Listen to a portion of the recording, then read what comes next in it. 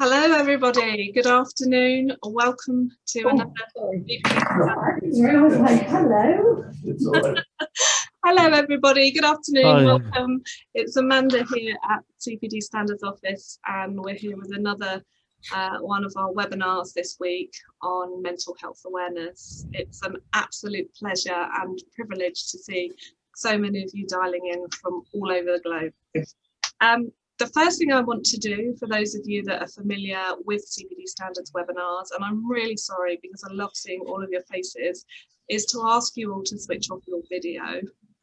As a trainer, this is really hard because obviously I love to see everybody, and so does my co-host Danielle. But because we put a recording of this webinar up onto YouTube, it's just easier from a consent and GDPR perspective that we have all. Yeah, you have to remove video here.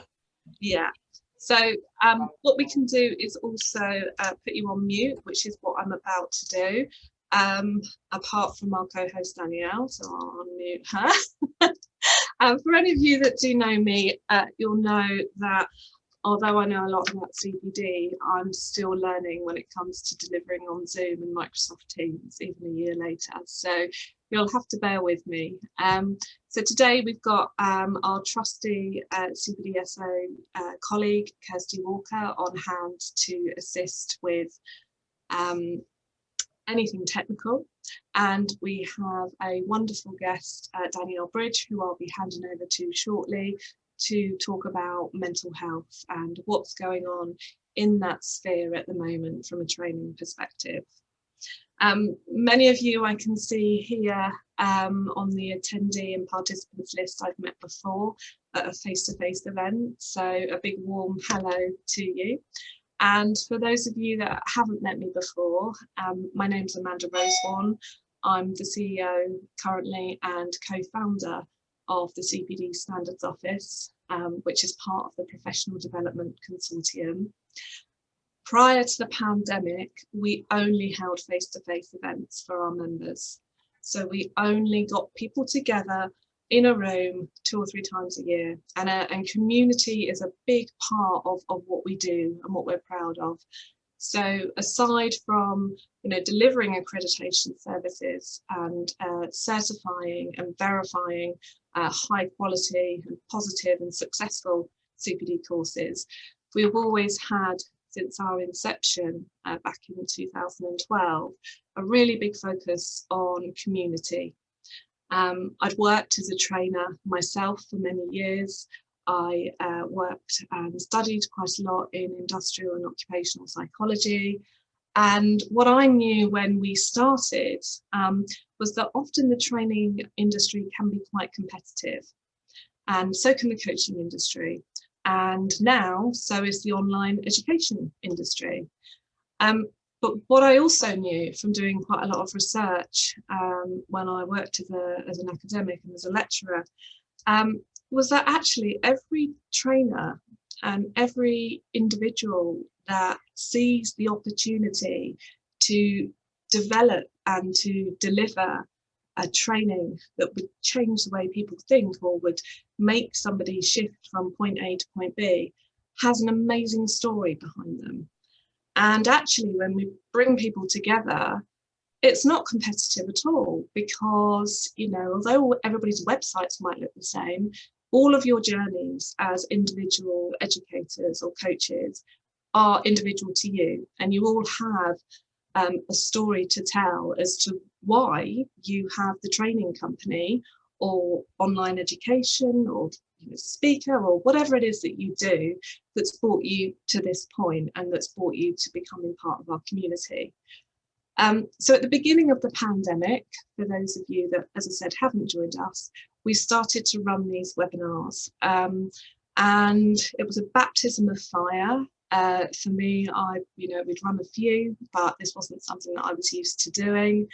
And I'm still pretty uncomfortable with it, if I'm honest. I'm just staring at a little light on my screen, and I don't see any faces, but what I can see is I've got 37 people looking at me.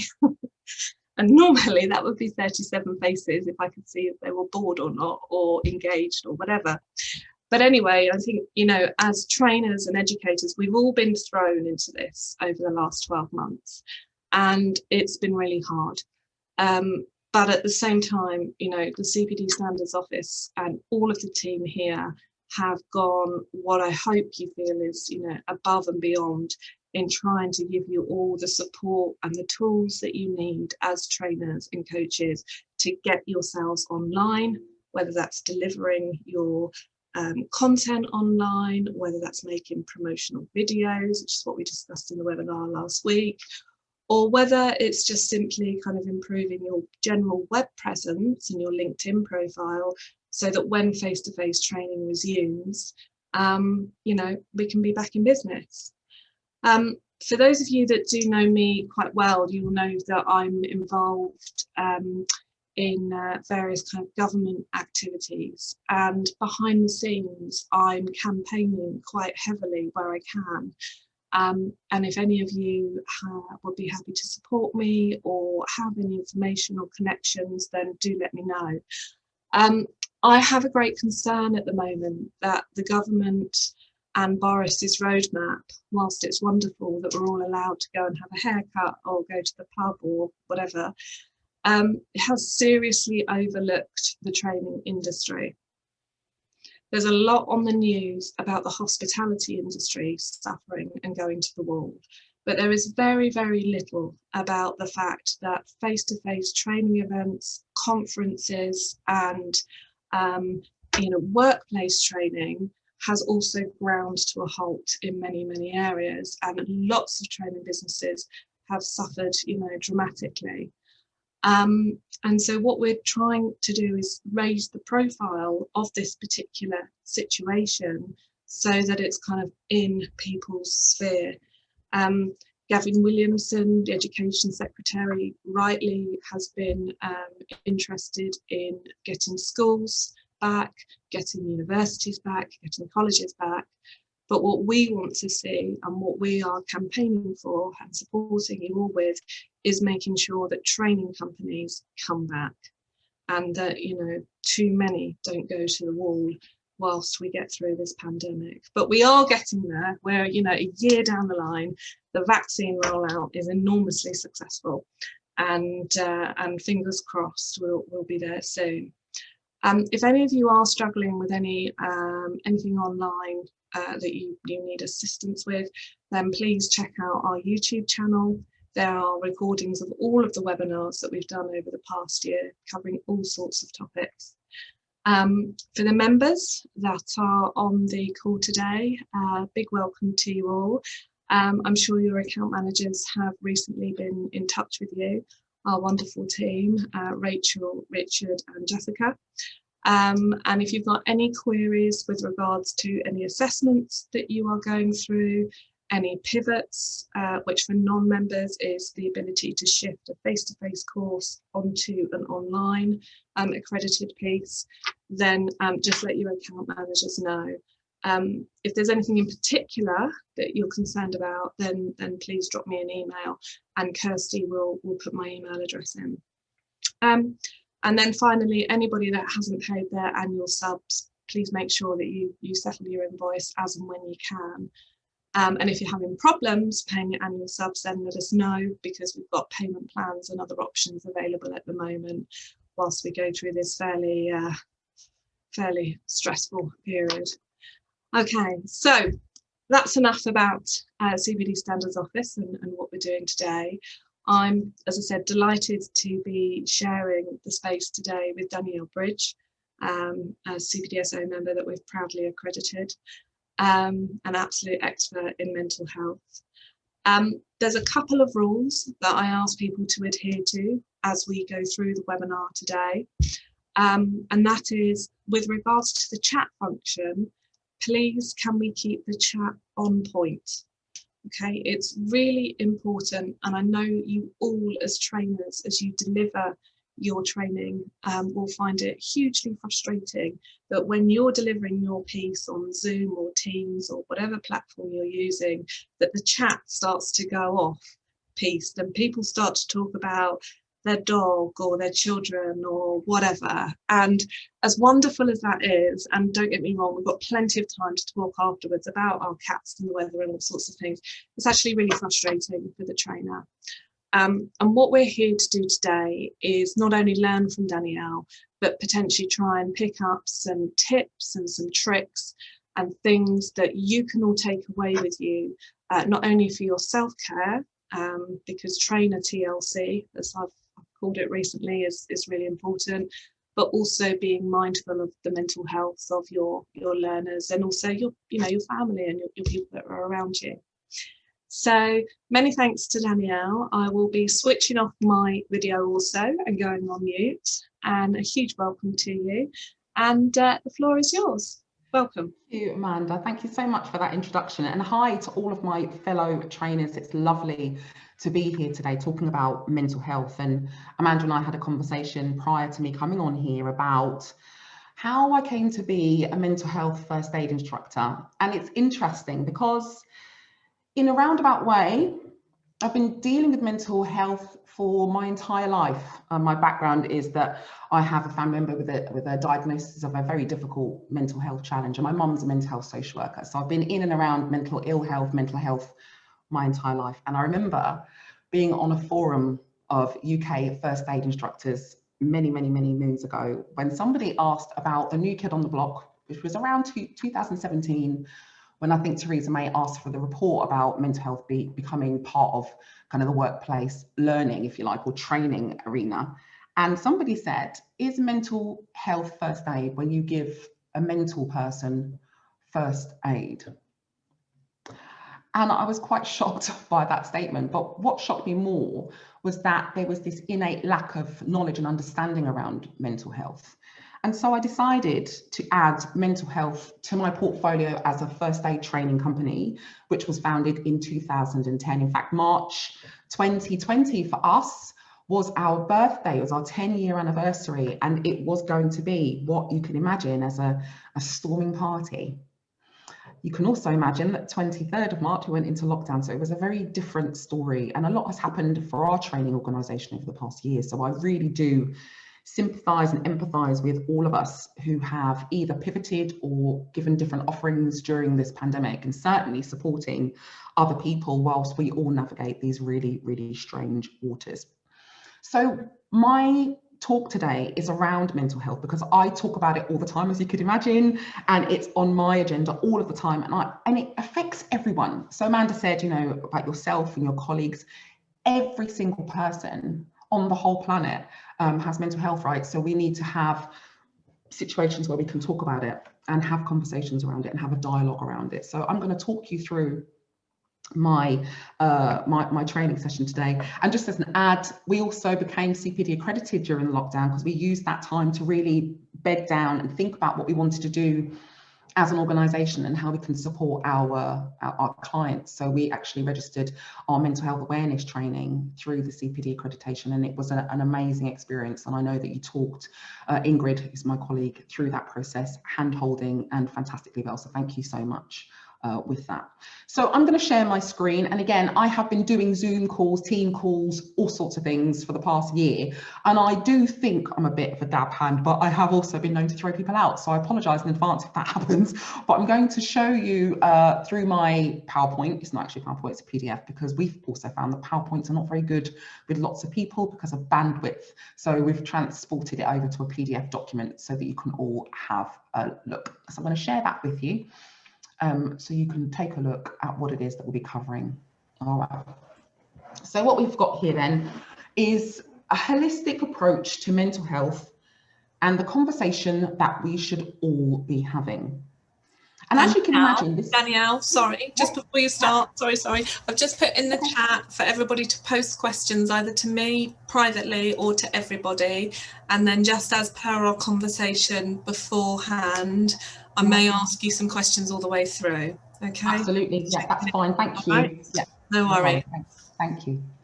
So we've got this holistic person-centered approach to mental health, and it's a conversation we should all be having because you can have conversations around mental health at work, with colleagues, with friends, with family, with children, with loved ones, etc. So it is a conversation that we could all be having, and we'll be dipping in and out of what sort of conversation or what level of conversation we can have depending upon who we are and who we are speaking to. So the next thing is, how are you? And I would like to utilize the chat function at this moment. I'm not going to be able to get through all of them, but I would like you to type into the chat function how you are today, please. Just a minute, literally a minute, just any one word, 2 words, how you are feeling today. Okay, so Katie's saying sleepy, relaxed, busy, calm and good, well, this is positive. Good today, good, excellent, exhausted, energized, pretty stressed. Yeah. We've got the whole spectrum here. Got the whole spectrum, yeah. Absolutely. As I expected. Thank you, guys. Thank you so much. If you have finished, that's onwards and upwards after a conversation with a friend. Lovely, Sue. Thank you. Great. Lovely.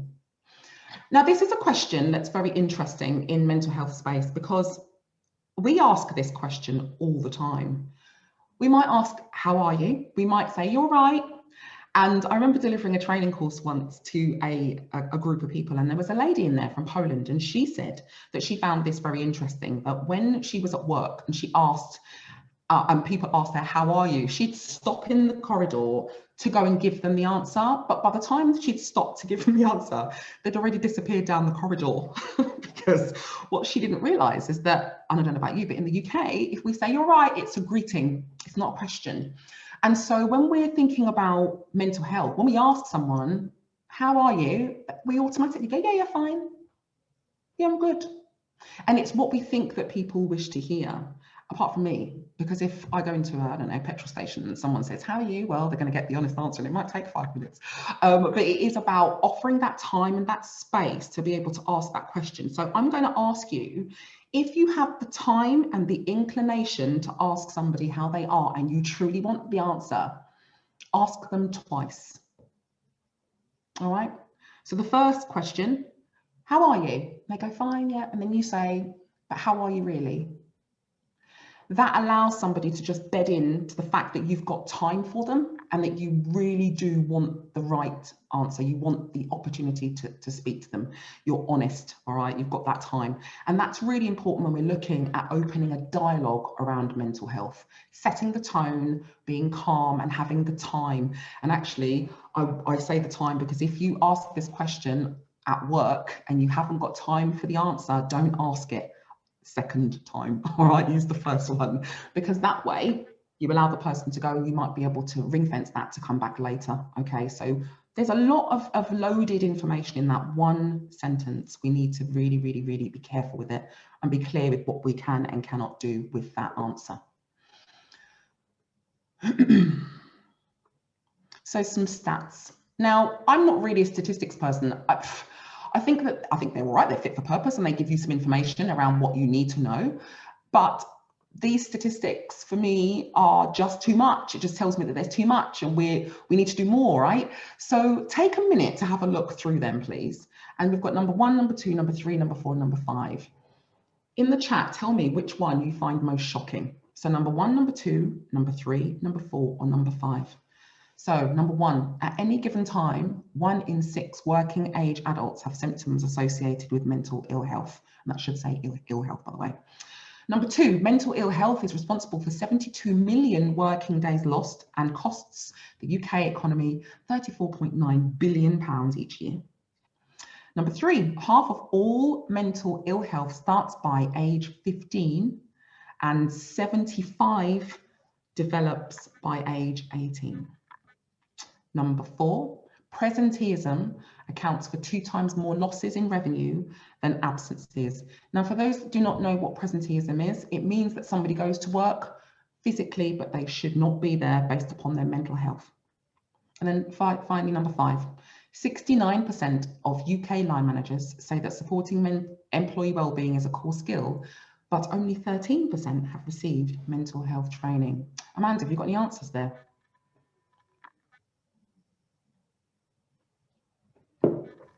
Let's have a look. Sorry, as you know, Danielle, I'm not, my Zoom connection isn't great today. Okay, we have got quite a few coming in, and this is what I love about having trainers on a training webinar, because you get the chat going, which is brilliant. So there's lots of that. Number 3, 3, 4, 3, 5, 3, 4 and 5, number 1, some 4s, some 2s. So yeah, all right. Yeah. So I did hear 3s quite a lot there. So that's number half of all mental ill health starts by age 15 and 75 develops by age 18. Absolutely. Yep. So our knowledge of mental health and awareness and education around it is paramount, especially if we are parents, because when our children grow, that's when these things start to rear their heads. And if we are not aware of what that looks like, then you know, we can have some serious issues with that. So we also had numbers, actually I think a lot of them, all of them, right? All of them. I find it quite staggering, some of these, but what we've also got to be clear of, which is what's coming next, is that statistics need to be taken with a pinch of salt, because this number, I believe, is underrepresented because of stigma, because people don't want to talk about it, because people don't understand it, because there is this overriding shame attached to mental health. And so as a result of that, I'm going to add numbers on top of that, especially the first one. At any given time, 1 in 6 working age adults, I think that that's probably more, double that, I reckon. So we have to be careful with stats, which is why I like them, they're all right, they serve a purpose, but it doesn't give us the whole story. So these statistics can all be found, by the way, and I've got details, so I can put some stuff in the chat for you later on, or we might be able to send it over for you later. And what's important is for us that recognition and acceptance is key to processing, and action is then required. Now, what this means is that everybody comes up against things that affect their mental health. It's life. And before, Amanda and I were talking about the fact that this has been a situation in terms of mental health since humans evolved into humans, right? We've always had mental health. We've always had mental ill health. But a lot of it is about recognizing it. And there's a Stoic philosopher called, right, I have to excuse me, I can't get my teeth in, Epictetus. Epictetus was a Greek philosopher back in the day, and it says, it is not the things themselves that disturb people, but the judgments that they form about them. Which goes back to this a tattoo I'm going to have. Yeah, I said it. I don't have a tattoo, but I'm going to get one. It's going to say it is what it is on the inside of my arm, because I think for me, for the past year, it's really held me in good stead. That little sentence is, I can't fix everything. I have to accept what it is that I've got. I've got to accept what's happening, and I need to process that in the best way I can to safeguard me and those around me that I love and look after. All right. So it's important to recognize that we can't fix everything. We do just need to go through that process like Epictetus. So let's get down to the meat on the bones then. What does the term mental health mean to you? What does the term mental health mean to you? And I have had a number of conversations about this question over the years, as you can imagine, and it ranges. And you've got an idea of what that term means in your head right now. And it could range from when you're not well, when you've got signs and symptoms of being mentally unwell. It could be that when you're sick in your head, that's when mental health rears its head. Ironically, it's definitely not. And this is one of the most powerful light bulb moments that I get to share in my job, when I've expressed this next slide to people, because it does something. It unifies us. It makes us feel as if we're not alone. And for me, that's one of the most powerful emotions that we can have. And what it means is this. I'm going to give you a minute to read that by yourself, please, people. What does the term mental health mean to you? And this is the World Health Organization definition.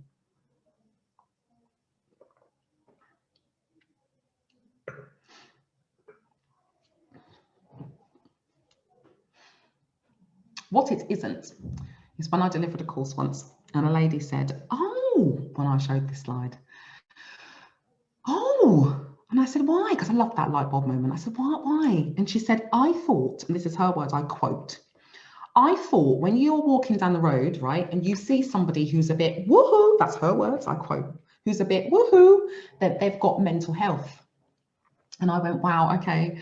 So what what you believed is, prior to coming on this course at the ripe old age of 47, you thought for the past 37, since you had consciousness about that people who were mentally unwell, who were showing signs and symptoms of the potential diagnosis or a potential break of a psychosis, for example, you thought they had mental health. So it was always seen for her as the signs and symptoms of somebody who was unwell, going through a very obvious mental health crisis.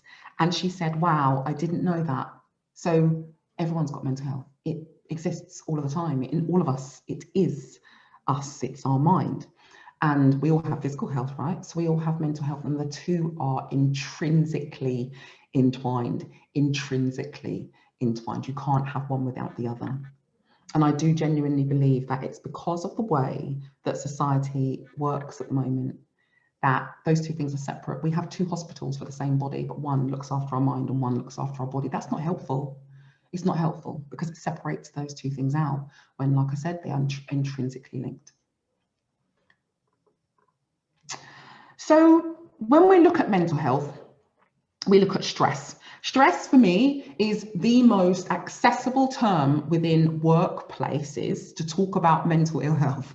We talk about stress and everyone talks about stress. I'm stressed out. We had it in the chat, didn't we? Somebody was really stressed. Because it's something that we can talk about in a relatively relaxed manner. We can talk about stress because we've heard of stress.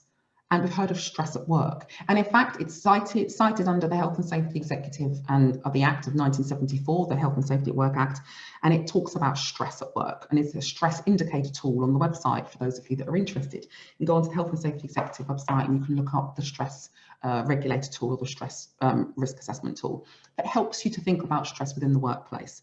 So stress we talk about. And some of the stresses that we can have, and actually by definition, it's the body's reaction to a challenge or demand, and some of the challenges are as follows. So we've got physical challenges of stress, so late night binge drinking, for example, I've got listed here.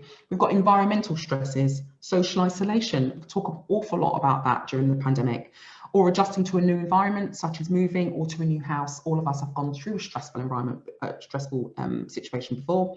Emotional, so we've got relationship problems, breakdowns, high expressed emotion within the family home. I am a mother of a 13 and an 11-year-old. And yes, there's some very highly expressed emotions in my house right now. It's called adolescence, which is quite interesting. And I'm finding it quite stressful, I'm not gonna lie. So we can talk about stress, right? We've got acute life events, and we talk about acute life events, and the pandemic seriously just comes to the fore. Bereavement, illness, are all of those things that are classified as acute life events. Everyone going through a global pandemic goes down to acute life event. And then chronic stress. These are long-term stresses that don't seem to be ending. We've got accommodation problems, we've got things, all sorts of things that would cause chronic stress. So the stress container activity is a very interesting way of looking at internal stress, but I have also used it within organisations. People have paid me to go into organisations and facilitate a stress container activity for change management, because change management within an organisation is highly stressful. And what I do is talk to the on the floor, the shop floor workers who are there doing the work, and I go through this stress container and I take that information, I feed it up to management so that they can understand what's going on the shop floor. And the stress container activity is all around, and actually you could probably do it. Grab a piece of paper, not necessarily now, but the idea is that you grab a piece of paper and you kind of draw a bucket on it, or a container, or a circle, or whatever it is that you wish. And you write down all of the things that are causing you stress within it. All right, take some time to think about the things that are causing us stress. And then once you've looked at it, you can do some evaluation analysis on it. Is there some of it that can actually be removed? Is there some of it that doesn't need to be there because you've dealt with it already, but it's playing on your mind? Is there something that can be done about some of this stress that actually has been there for a long time and is causing some serious issues and needs addressing immediately, right? So it might be that that is a really good activity to do. I do it with my kids, what's going on at the moment in your life? There's a lot of tears, there's a lot of tantrums. So can you talk to mummy about what's going on for you? So I do it pretty much with everybody. And it's that time to sit down and think about your life, because we don't often get that much time, all right, to go through that. So the stress container activity is a really, really useful activity to do, but comes the caveat attached. Why is it that stress sometimes affects someone and the same level of stress wouldn't affect the other person? And you've heard it in conversations. Oh yeah, that happened, they were really stressed. Oh yeah, but that happened to me, I was completely fine, right? That kind of dialogue. And there is a key component in the stress container called vulnerability. I'm going to read it because there's quite a lot, I don't want to get it wrong. Highly vulnerable based upon a number of variables. So people who are highly vulnerable to stress have a number of variables that have brought them to their existence. And that could be genetics, difficult coping styles, they've not been taught resilience. It could be thinking styles that naturally occur in personality, and environment may find it difficult to deal with high levels of stress, all right? Whereas low vulnerability need to experience a much greater degree of stress before they are tipped over the edge. So type into Google stress container and it will show you some videos and you kind of understand the gist of what it is I'm talking about today. So that's the stress container. All right, there you go. That's just what I've just been talking about. Mentally colleague, how is mental health defined? There you go. Excellent. Okay, so what we've got next then, this is another model which I believe really does help to unify and make people understand our position within this space, all right, within the mental health space. And I'm going to use the pandemic as a result, as a way of explaining this, because it's poignant, all right, makes sense, and it helps us to all understand. So we're all on what we call the continuum, and the continuum is made up of a number of factors. Now, historically, we have only ever had two measurements to measure mental ill health by. It was that somebody either had no diagnosis of an illness or they had a severe diagnosis of a mental illness. Now we have a social construct, and that's maximum mental well-being and minimum mental well-being, which is this vertical axis here. So somewhere in here, we all sit, and we call them quadrants. So prior to March 2020, the majority, and I'm literally making up stuff, so please just be aware of that, because I don't know individuals. But let's say that the majority of the UK was experiencing no mental illness or disorder and who had positive mental health. Now we know that's not to be true, but I'm using it for this as an example. Then the global pandemic hit, and what you then have potentially is a society that has no diagnosis of a mental illness, but who has poor mental health, all right? So something adverse happens, people go from up here to down there. What's happened? And in real life, that could be a number of things. It could be breakup, it could be illness, it could be losing their job, it could be the loss of somebody, bereavement or something like that, which means that people will naturally fall into a space where they might not have a diagnosis, but they're suffering, they're living with some real difficulties right now. We then have on the other side of the quadrant somebody with a diagnosis of a serious mental illness, but who has poor mental health. This is a dangerous place to be, because this is where we call crisis. Crisis is one of those situations where things occur, such as people being detained under the Mental Health Act. This is where people might think of suicide as being an option for them because of the difficulties that they are living with. This is the part that we would desperately try to stop people from getting into. This is the difficult part where interventions are necessary to be had. And then finally, we have somebody with a diagnosis of a serious mental illness, but who copes well and has positive and good mental health. And we're on it. Every single one of us are within this continuum somewhere, and we can move because we do move. But what this shows is, even with the greatest of adversity, that we have hope. That even if somebody has a serious mental illness and cannot see the way forward, with help, support, potentially medication, potentially with an intervention, that they can become somebody who has a diagnosis, right? But actually they're feeling really good, because if you think about it, the opposite is that somebody on the other side in the bottom right, they don't have a diagnosis, but they feel really bad. Really bad. And so the continuum is a unifying model for me, I believe, because it means that we're all on it. And that's not them who are unwell and me who is not. That's every single one of us, and we can move. It's a continuum for that reason. And that is one of the best models to try and show people that there is movement around that. Hope is indeed a universal gift, Sue. Yeah. Absolutely. Yeah, I was just about to say that, Danielle. You know, I mean, I think, Sue, you've hit the nail on the head. It's hope is a universal gift, without a doubt. I just to make a comment there, Danielle, if I can. You know, I've had a really emotional year as a business owner, as a mother, as a family member. But where this is relevant today is the amount of phone calls and Zoom calls I've had with trainers whose businesses have gone bankrupt, and people that I've known and, you know, have great respect for and huge love for what they do. I've seen people have to retire early, people have to, you know, take some really serious decisions, and also we did in you know, and it's been really devastating. Really devastating.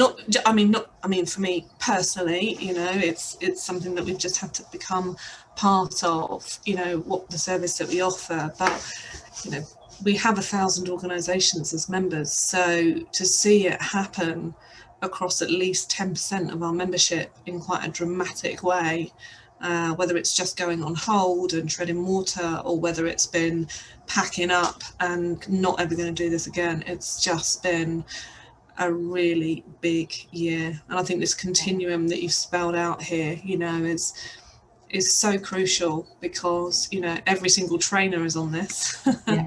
Yeah, absolutely.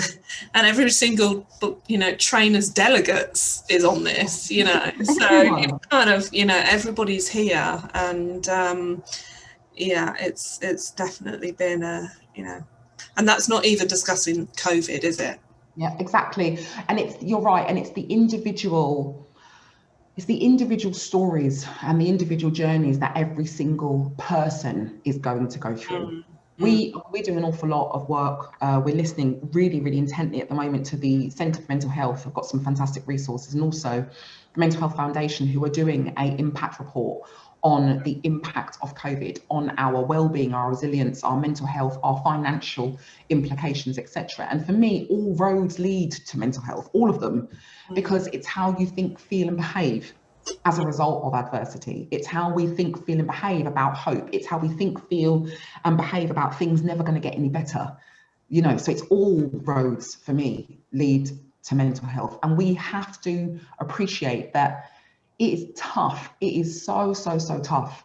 And I've never seen anything like this before, never. And I hope that I never see anything like it again. But where we find ourselves is where we find ourselves. And that's where, kind of for me, my whole tattoo thing, I kept saying, Danielle, it is what it is. I cannot fix this. I can't do anything. But what can I do? What can I do? I need to look after myself. I need to look after my family. And I don't necessarily even mean financially. I mean, you know, emotionally. I have to make sure that I check in with people. I can only do what I can do. And as I sit on that continuum, I certainly know where I am, you know. And I think this is really poignant to discuss at the moment, because as we sort of mentioned just before we started it, you know, we have experienced in this country the death of over, I don't know what the current count is, but it's over 120,000 people in the last year. You know, this is our equivalent, this generation, of the Second World War in terms of the amount of death and the fear of that kind of enemy that's around us. And I think, you know, I think it's good to create this safe space today, and hopefully we can get some good questions coming through around, you know, your own challenges that you've all had. And you can message me privately if you want to, and I'll ask them on your behalf about just living through this time, which hopefully we'll never see again. Hopefully. Absolutely. And it's interesting because what's coming up next is what we can actually do, because a lot of people feel hopeless, and a lot of people feel as if they can't do anything, right? And actually we can't fix it, but there are things we can do. So thank you very much for coming in on that, Amanda. So just to summarize, having a diagnosis does not necessarily mean that mental health is poor right now. You can have a diagnosis of a mental health condition, but right now be able to manage it and function well at home. Equally, a person might not have a diagnosis, but finding things very difficult, which is what I talked about earlier. This is a quote from somebody who helped to write the Thriving at Work documentation that was commissioned by their then Prime Minister, Theresa May, which is talking about productivity issues and mental health being a productivity issue. No more so than now, you know, in terms of organisations, etc., and their approach to mental health. And so it costs for us not to think about that in the long term. So I'm going to run through these because I do want to get some questions, I think, actually, Amanda. So I'm just going to run through these. But some signs and symptoms that may indicate that a person is becoming unwell. This is from an individual point of view, okay? And this is from the person. So things like poor concentration, talking very fast, jumping between topics, low mood, worrying more, sleeping more or less, feeling less interested in day-to-day activities, aggression sometimes, tearfulness, difficulty to control your own emotions, avoiding social activities. I remember being, you know, queen of Zoom quizzes at my house for my family, which is quite large, and actually took when the novelty wore off, and I know that's a really weird word, but you know, that high of, right guys, we're just gonna do this and we're just gonna do that and the world's gonna change and, you know, all the pollution's gonna go, you know, remember that time? Kind of died down, and actually not wanting to do that anymore. Drinking, yeah, absolutely. I think we all drank Asda and all of the other supermarkets out of alcohol, people using that as coping mechanism to deal with something that we just don't know how to deal with. Tiredness, lack of energy, and people recognise this behaviour. They'll recognise these feelings as we go through something really difficult. And I think actually it's important to recognise ourselves, but also recognise that within our people, we need to be aware of what that might look like as well. So signs within an organisation, for example, mood swings, being withdrawn, loss of motivation, commitment, confidence, increased emotional reactions, sensitive, tearful, and a change in the way that somebody acts. And even now, people going off and on, you know, that are off work, still at home, not wanting their cameras on anymore, you know, not getting chained. In the beginning, it was kind of get out of bed, make sure you turn, you know, you put your camera on and you go and have a shower and then take the dog for a walk. And now people are just kind of over it. Not so much now as we come out of it, but certainly in the throes of the third wave, that feeling of just heaviness was about for so many people that were still employed and still had their jobs. So that's also quite important. And finally, before I hand over, is what can we do to support ourselves and others within an organisation? And again, depending upon this, whether or not this is your business or you belong to a business, you know, reviewing current provision honestly and with buy-in from each department lead, as we have this time to really bed down with our policies, procedures and our way of thinking around mental health of our employees and of ourselves. How are we going to work? What's it going to look like as we go back to the workplaces? What sorts of training do we need? We need to have an awareness of mental health for everybody. I've been working with a lot of companies as they are now bringing employees back into the organisation. Those conversations are very different now because they're all around how do I monitor and recognise that people are anxious about working. Their whole reaction to work has changed. It's the elephant in the room. You know, one thing I do say, don't ignore what we've all been through. You know, this is a global trauma right now. We're traumatized. And as such, we need to be able to have the opportunity to talk about it. I didn't say we have to. Notice the difference there. We have to have the opportunity to talk about how we're feeling and how we wish our workplace to look now that we come back, because it's integral to the mental health of our employees as they come back into the organisation. Outsource and seek advice around mental health policies and procedures. If you need it, reach out to people. There is a lot of information out there, a lot of free resources. You don't need to have a consultant come in necessarily and have a look at it for you. You do need to have some time and some, you know, to dedicate that time to that kind of outcome. Secure buy-in from the communication department if you have one, and embark on a program that talks about this subject all year round rather than every year, mental health awareness or stress awareness day or whatever it is. It's got to be embedded. We're not national days and we're not national weeks. This stuff affects us all of the time and therefore needs to be on the agenda all of the time. And then finally, for ourselves, because I'm trying to keep it very short, I have my 40 minutes, is making sure that we adopt the 5 ways to wellbeing. And this is for you. this is for you. And it might seem really wishy-washy, guys. I appreciate that. This is no science around mental ill health like that in terms of looking after ourselves and our responsibilities for that and that of others. We have to stay mentally well in order to support the people around us that need us.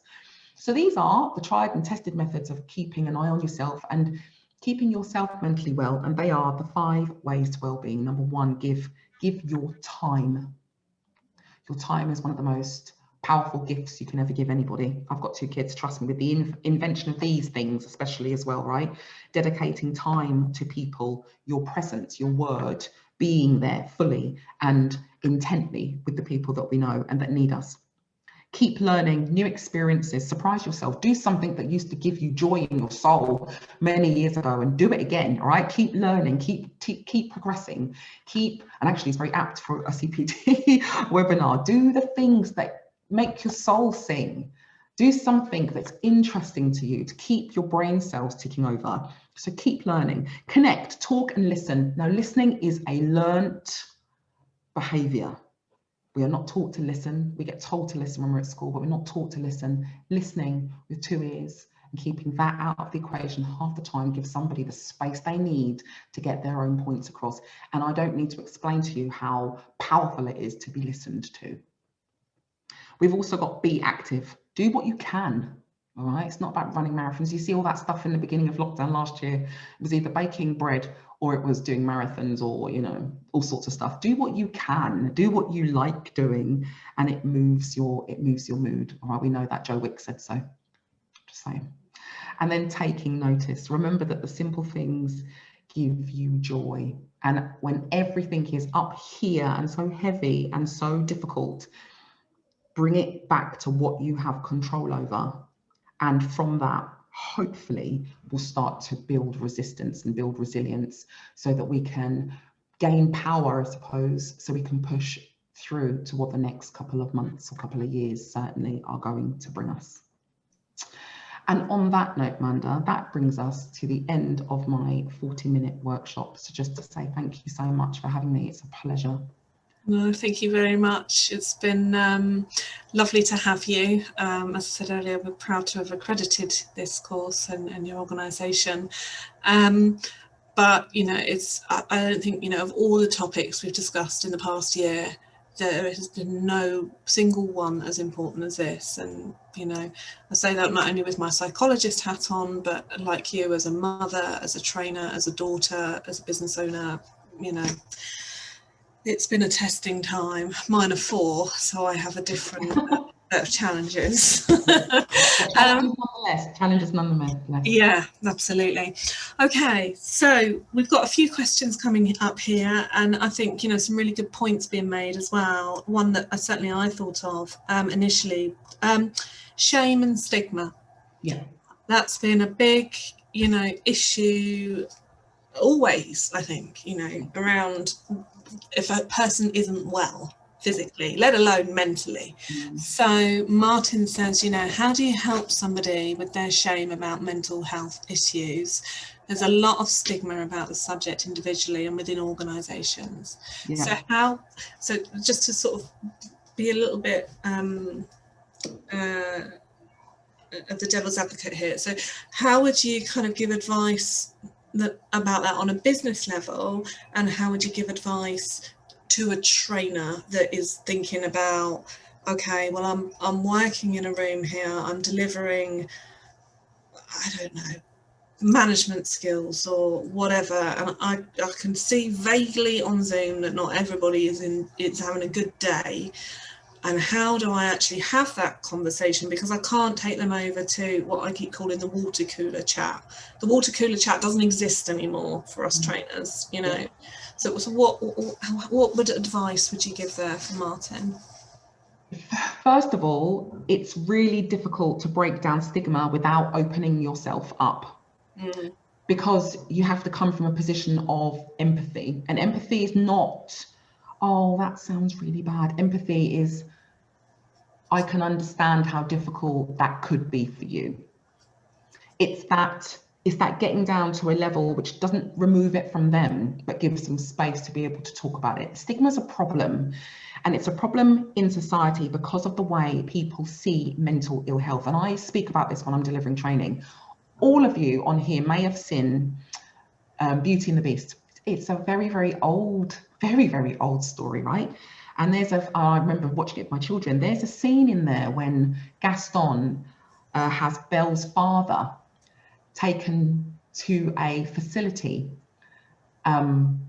because, and he calls him Mad Belle's dad.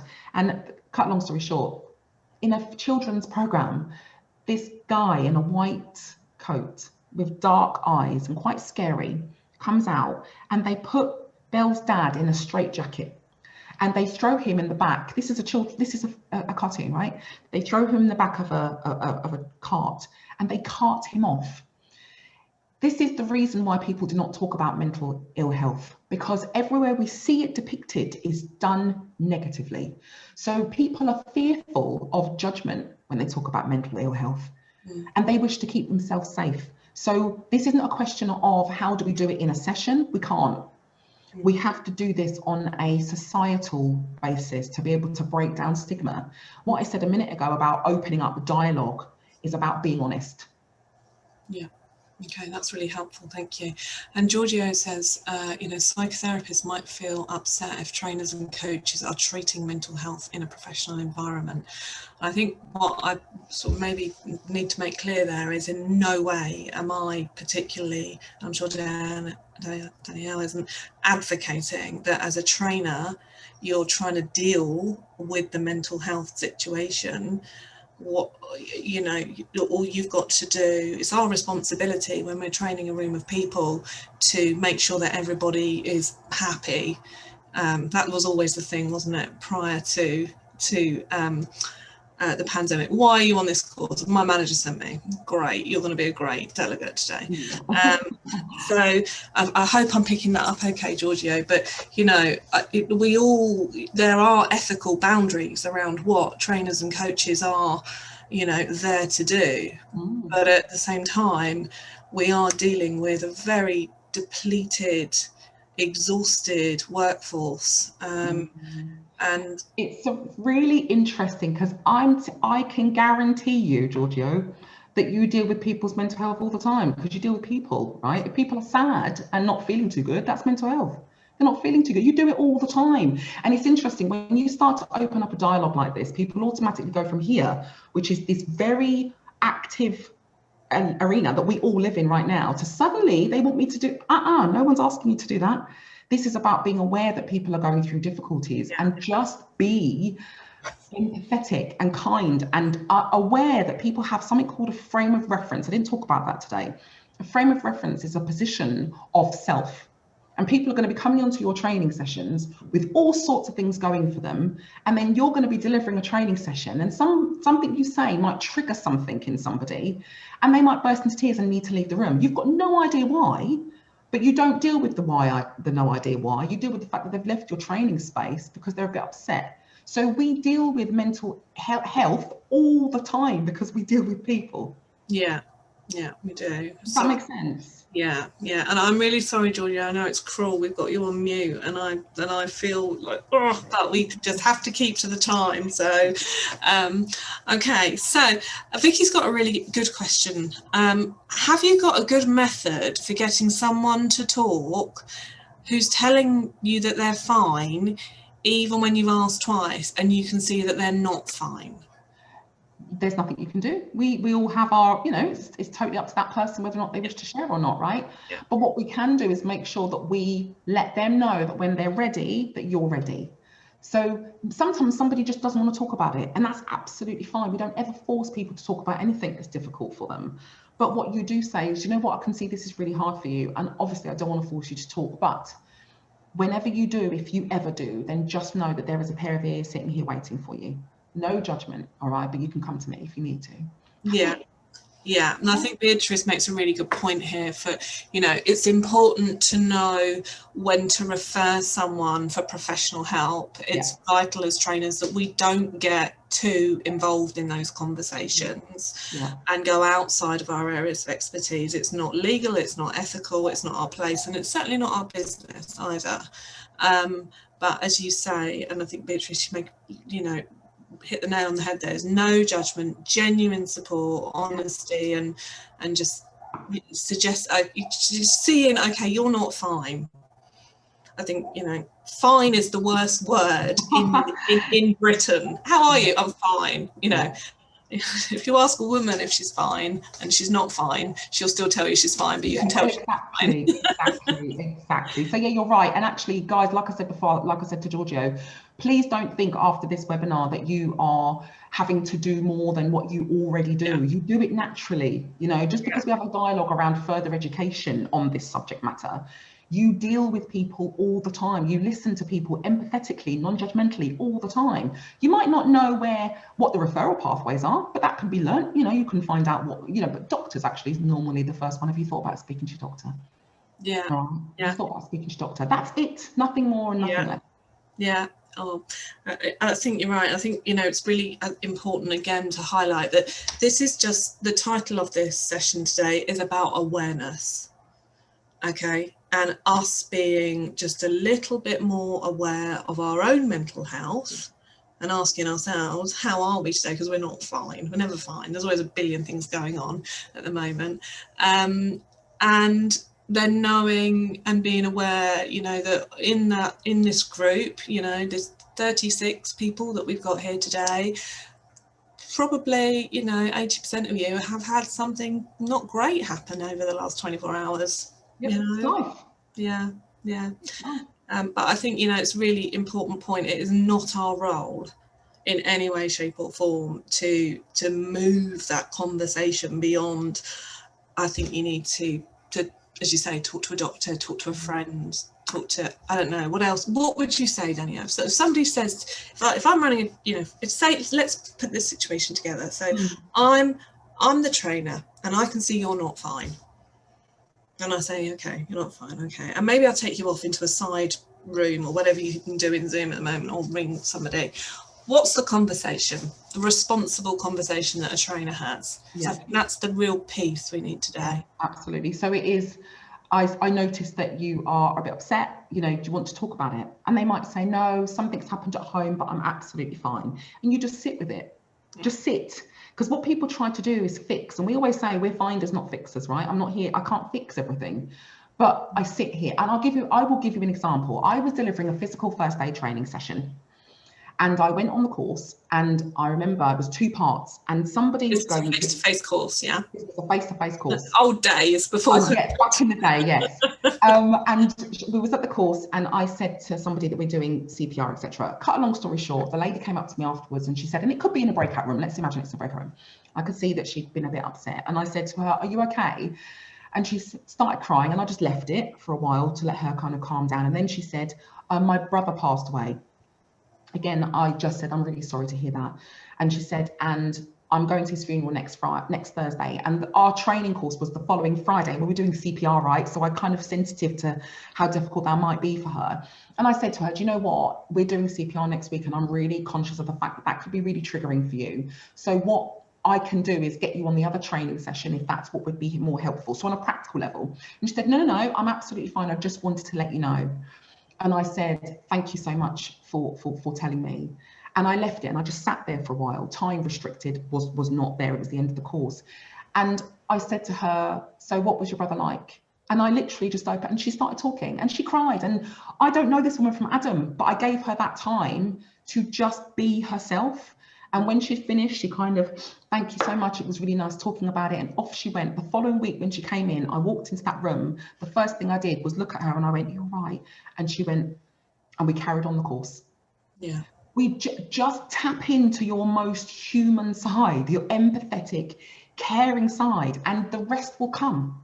Don't overthink it. It's about being that person who is just a caring individual. And you're all trainers. That's what you do, right? This is who we are. We facilitate conversations and we make people feel comfortable. It's part of our DNA. Yeah. Yeah, well, we're coming up to time now. I think just one final question from me, just because I'm quite interested and saw quite a big impact on all sorts of levels. Do you think that the sad passing of the Duke of Edinburgh, on top of the global pandemic and on top of everything else that's happening, redundancies and everything, do you think that's put another pressure on for some families, or for some people who, you know, I mean, from our side, we've seen trainers get work. There's been opportunities because, you know, security guards needed training, things like that. Others have had work cancelled. But I'm just interested in, it's such a national mourning event, regardless of what you think. What you know, do you think that that's had a role to play? Yes, I do. And it's almost like the icing on the cake, isn't it? You know, we've had a really bad year and then this has happened on top of that. And I need to keep everybody very clear of something called the frame of reference. I've mentioned it before, but who you are, what you've been through, who you are in your life, what you hold dear to yourself, what your values are going to be held in good stead. And anything that therefore triggers those, you're going to be triggered by that. So I was devastated to hear of the loss of the Duke of Edinburgh. However, I am also joyful and in celebration of his life and the things that he has done. It's just an amazing life. And in the West Indies, I'm from the West Indies, and we look at death very differently. So we look at the achievements rather than the loss. So for me, like, man, 99, wow, and look at the life he had. So it is all around being aware of life and everything that comes with it, and just taking time to reflect, right? And be whoever or whatever you need to do in that moment. Yeah, I think that's really good advice. Yeah, thank you so much. Yeah. Okay. And Beatrice says it's made a lot of people feel less stable because the Duke of Edinburgh was a strong character in all of our lives. And it's changed, isn't it? It's changed now because it's a big thing, and it's going to impact an awful lot of other things. Change now, you know, with Charles and William, what's going to happen to the monarchy? There's a lot of upheaval, but sometimes in order to make yourself feel well, take it from here and just bring it down a bit. That's all, because otherwise the overwhelm is palpable. Yeah. And as one trainer said to me last week, when they rang me, and they were just upset about the Duke passing, that's pretty much the icing on the cake on top of everything else. They just said, you know, I'm just having a day without my phone.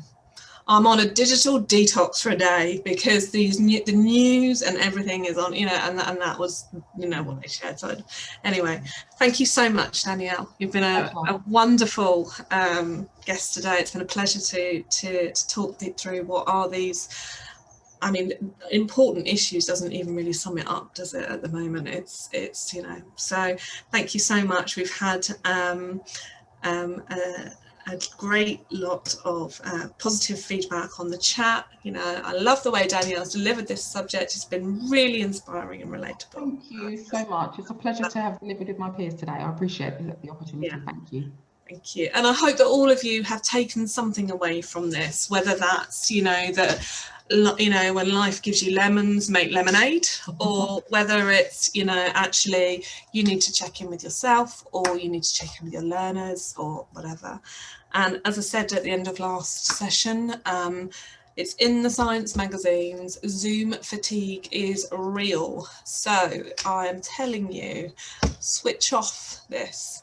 It was scheduled to potentially run to 3:15. You officially have 11 minutes to go outside, breathe, make a cup of tea, and just, you know, think, right, what's next? What have I got to tackle between now and the rest of the day? So thank you ever so much again, and we'll look forward to seeing you all soon. Take care. Bye-bye. Bye. Bye.